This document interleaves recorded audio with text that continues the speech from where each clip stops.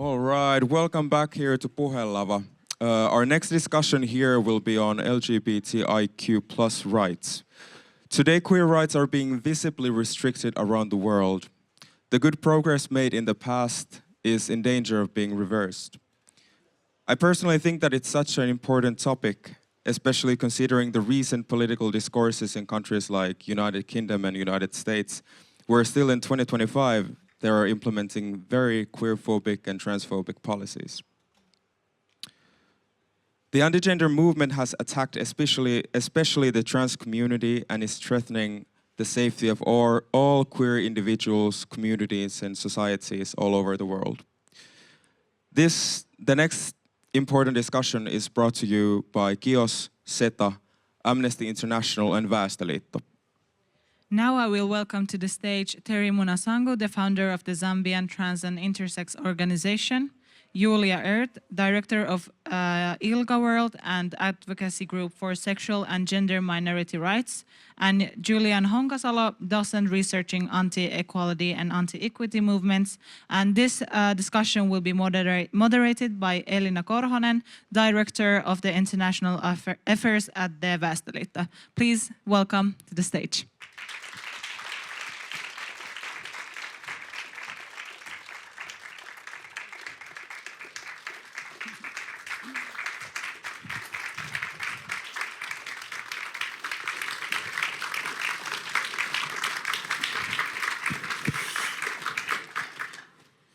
Oh, thank you. Thank you for being so many of here. This really gives us hope. So many people who really don't stay silent when we are facing the backlash of human rights, especially LGBTIQ rights. Thank you. So I'm Elina Korhonen from Väestöliitto, and I couldn't be more proud to sit here with these three amazing individuals who all work tirelessly to advance and safeguard LGBTIQ rights. Here, I have my colleague from Zambia, Terry Munansangu, and then Julia Ehrt from ILGA, from Geneva, straight, and then Julian Honkasalo, the research, and we can hear their wisdom soon. What Zahra and Alain just said, we are facing the huge backlash of human rights, especially against LGBTIQ rights. And even the global powers like US has turned its back to these rights. But we are not, we are resisting. We are all resisting together. We have really limited time, so I think let's give the stage to these individuals that I admire, each and one of you. Let's jump in. Julian, let's start with you. Thank you. I just mentioned anti-gender movement. Could you please really briefly tell us what does it mean? What is anti-gender movement? Yeah, anti-gender movements or mobilizations are a coalition of different kinds of organizations globally. Some of them are religiously affiliated, some of them are civil society organizations, some are political parties, and jointly they oppose gender equality and sexual and reproductive health and rights. They don't call themselves anti-gender. This is a term that scholars in sociology has given to the movement way back in 2017 and 2018 to kind of like concretize what that movement is about. And a central tendency of that is to make claims that equality and diversity work is propaganda and it's gender ideology or gender theory or woke ideology, as we can hear today. So that's basically in a nutshell what this mobilization is about. Thank you so much. And Julia, you are the next one of my rapid questioning. So you are leading this huge global LGBTIQ movement as an executive director of ILGA World. We know that anti-gender movement is strong, well-funded, well-organized. But could you share us something that has given you strength during this week? Yes, with pleasure. And of course, I could speak about the activism all our members are doing. But what gave me strength and hope this week is actually the birthday of my daughter. She celebrated her 13th birthday yesterday with 8 of her friends. And her friends coming together from very, very different backgrounds. Some queer, some straight, single-parent families. Some of the children straight, some don't know, some are queer. One wearing a headscarf because she's a Muslim believer. And they all come together as friends celebrating. And that's what gives me hope, because that's, I think, what our future should look like. Coming together as human beings, celebrating across our differences and different beliefs and different upbringings and contexts. Happy birthday. Happy birthday to your daughter. And as you said, humanity is something that really connects us. Believe it or not, but there is so much more that connects us than that separates us as human beings. But then last but not least, Terry, my beloved colleague from Zambia that I have had pleasure to work with for years. We are so happy that you are here all the way from Lusaka. What has given you hope recently? Thanks, Elina.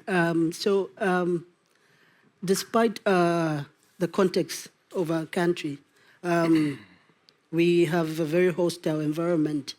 What has given me hope is that we have a lot of visibility from the LGBTI communities. People are coming out, especially the young people. They are coming out visibly on social media and other platforms. And then also to add on to what has also given me hope is that some of the issues that the people that have come out in social media especially, the comments that people have written have been positive. It hasn't been like this for the past years. We've always received negative publicity and all, but some of the comments have been good, and if you compare to how the situation has been previously, there's been a shift. And then also, if you look at the sector, we've had a lot of allies that are in support of our movement, so it has given me a positive feeling about everything. I'm hoping for the best. Yeah. Thank you so much. I'm so happy to hear. But when we think about and talk about LGBTIQ rights and the influence of anti-gender movements, Julia, could I please ask you as the global leader who advocates the rights of the sexual and gender minorities, how does the global situation look like? Well, I suppose the global situation of LGBTI people is too complicated to answer that in 3 minutes. But let me give a shot. And let's start with something positive. Well, the LGBTI movement has made enormous, transformational change over the last 50 years. 50 years ago, a majority of countries in the world criminalized consensual same-sex activities among adults. Trans people were in no position to change name or gender in almost any country in the world. There was no protection for LGBTI people from discrimination in the law or from violence in the law, and intersex people were not even recognized within our own movement that we call LGBTI today. So that was 50 years ago. Today, 60 countries still criminalize, but that's not even half of the number of countries that criminalized 50 years ago. More than half of UN member states protect LGBTI people from discrimination in some way or form. An increasing number of countries allows trans people to change name and gender, some of them based on self-identification, and first countries are starting to protect intersex people, and in particular babies, from unnecessary operations and medical interventions. So those are social transformation on an almost unprecedented scale over the last 50 years. So that's where the good news ends. Because now I think we are at the pivotal moment where things are transforming for the worse. For the first time, we're seeing staunch regression in the law as well as how LGBTI people are treated in societies and how our issues are debated. Everyone, it's not a secret, one of the most, well, maybe the most powerful country in the world did a 180-degree turn in terms of their governments from being a staunch supporter of LGBTI rights and people globally to a strong and staunch opponent. And the US is not the only one, but of course that has a deep impact on how LGBTI issues are debated and how people are protected. We see a move to the right wing in Europe, which has, together with the US, tremendous detrimental effect on how LGBTI activism is supported financially in the world, in particular in global majority countries. So all of that comes at a moment where we actually are at the point where the LGBTI movement should be celebrating success that we've achieved, but now it kind of feels someone has removed the floor, and we're like, from a movement perspective, politically, financially, in free fall. The removal of resources from global majority countries means that LGBTI organizations close. It means LGBTI people suffer from a lack of protection, suffer from a lack of safe space, suffer from support of organizations that they can't afford to offer anymore, and they suffer from lack of access to healthcare on unprecedented scale, which means thousands, if not 10,000s of people, LGBTI people, are going to die because of this in unnecessary and at times preventable and brutal deaths in the next years. Oh, that gives me also, it's hard to speak after that, although I knew most of this part, but we can make a change. We are backlash of the backlash. Terry, I know so well your work. You work with youth engagement and empowerment in Zambia among the trans and intersex persons. What is the situation in Zambia regarding to that? Thanks for that, Elina. I must say, currently there's been a shift from how situations were like in the previous years. I'm not saying things have changed like positively, like 100%, but at least it's better than the way it used to be. I am speaking about discrimination, stigma, discrimination that the communities have faced, unlawful arrests that they've experienced, lacking access to services, and a lot of violence that has been happening, a lot of sodomy that has been occurring, blackmail that communities have experienced. But through our interventions, through some of the engagements that we've done, through some of the work that we've done, some of these issues have lessened. We are glad that even have approval from the government for some of our communities to access health services, which is a very positive issue for us. This wouldn't have happened like 5 years ago, but because of the interventions, the kind of work that we've done, it has been a huge shift. And because of that, because of some of the work that we've done, we've seen that the communities have started accessing some of the services. And then we've also seen that communities, through the civil participation that we've encouraged them, communities are able to vote.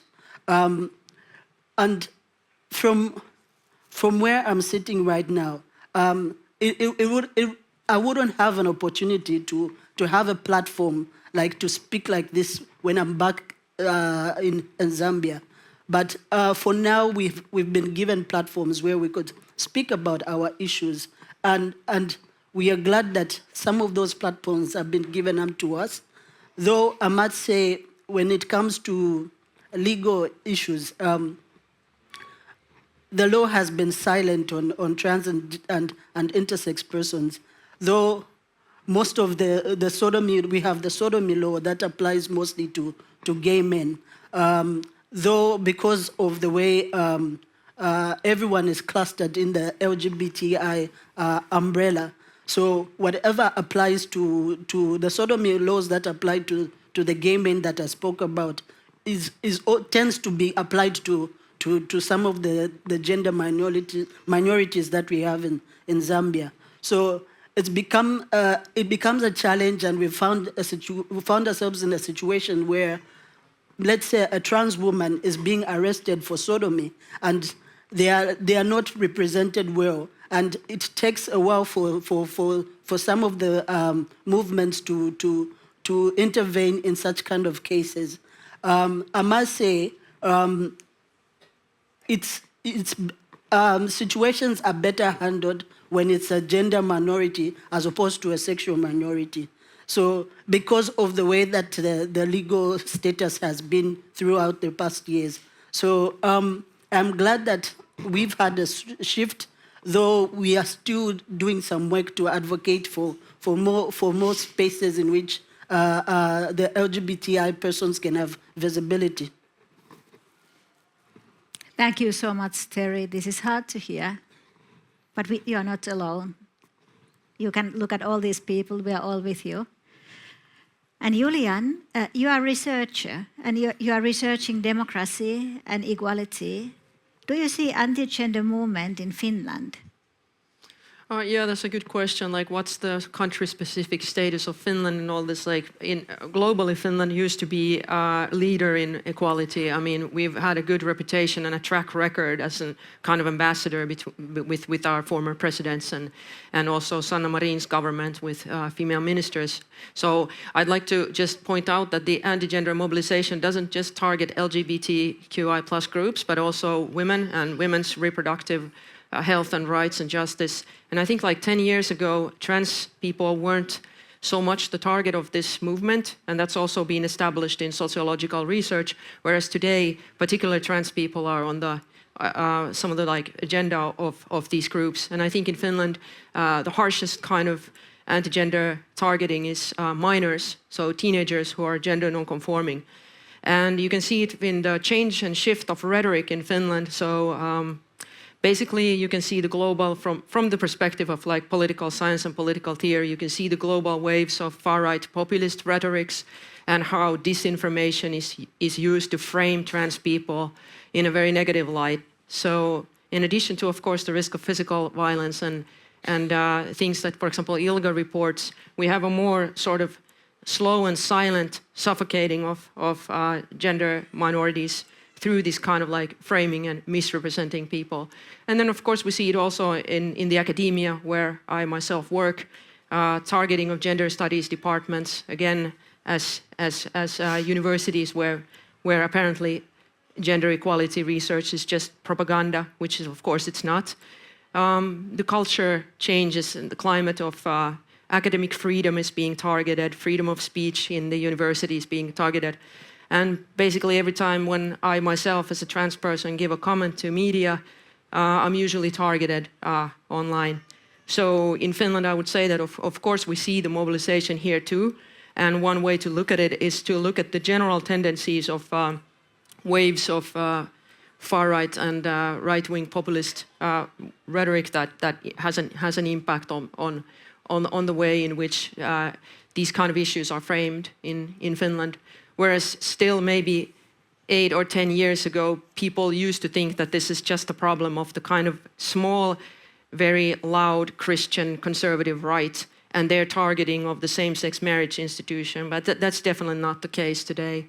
So, and then of course, like Julia said and Terry, that what's happening in the US and Russia at the moment, it has an impact on Finland and this kind of like bystanding, people watch by, but then we've had progress too. We had trans legislation, like the Trans Act was reformed recently after years and years of different kind of coalitional work with civil society organizations and NGOs and politicians. So there's definitely also, you can see a shift of broader coalitions between different kinds of groups.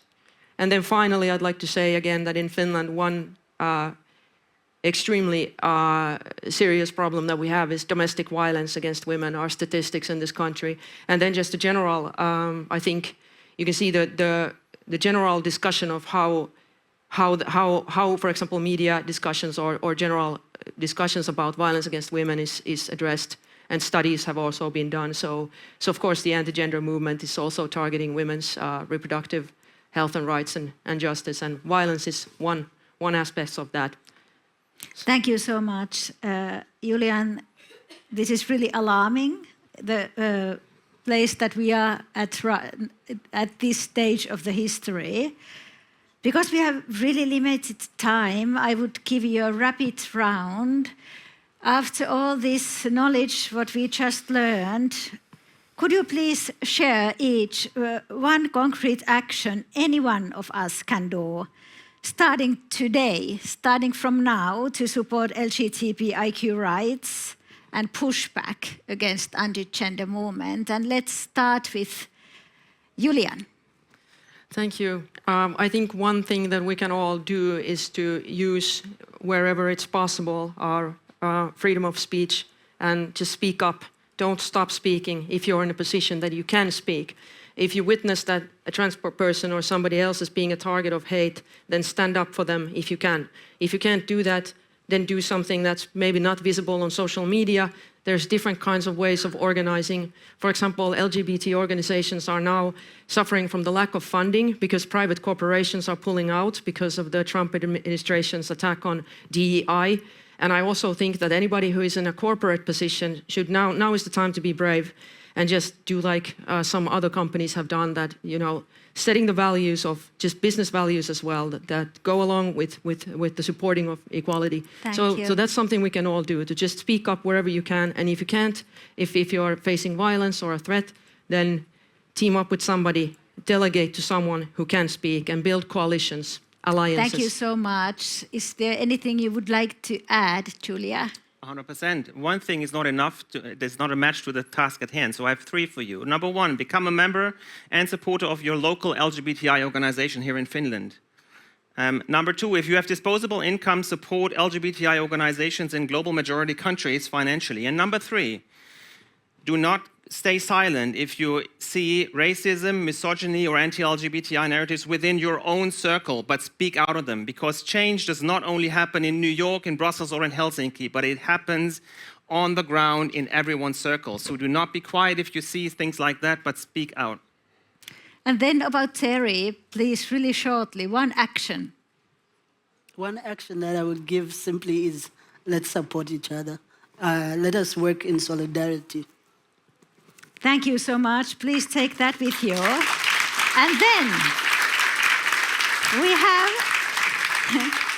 thank you. So we have a surprise for you.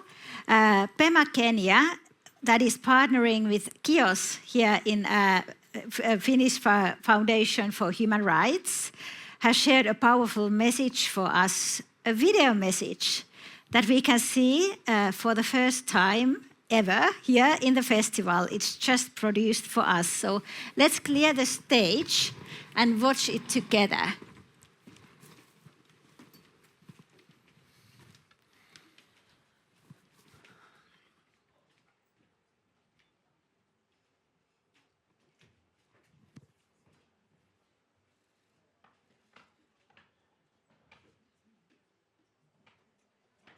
My name is Rasjas Levin, a transgender woman living in Mombasa, Kenya. My name is Ishmael Bahati. I'm the executive director of Pema Kenya. I work for this organization that promotes the inclusivity for the LGBT community to be assimilated in the larger community as part and parcel of the community. Disinformation and misinformation in the digital media, which has really heightened gender-based violence against LGBTQI folks, especially the trans community. Participate in lobbying and standing in solidarities with the LGBT persons who are in distress or who are being discriminated against on the basis of their sexuality. People can push for constructive reforms in policies and laws, and as well continue engage with the uninformed parties to uphold the social justice for the LGBTQI folks. Activism and advocating for the LGBT persons is expensive and also takes a lot of commitment. And therefore, personally, I would urge people that are willing to support the LGBT work to get involved. The willingness to unlearn the mental schemas that they have been brought up in, and as well understand the cause of defending LGBTQI human rights with an intent, not from the prism of social political correctness, but from the prism of we are also humans and we need dignity.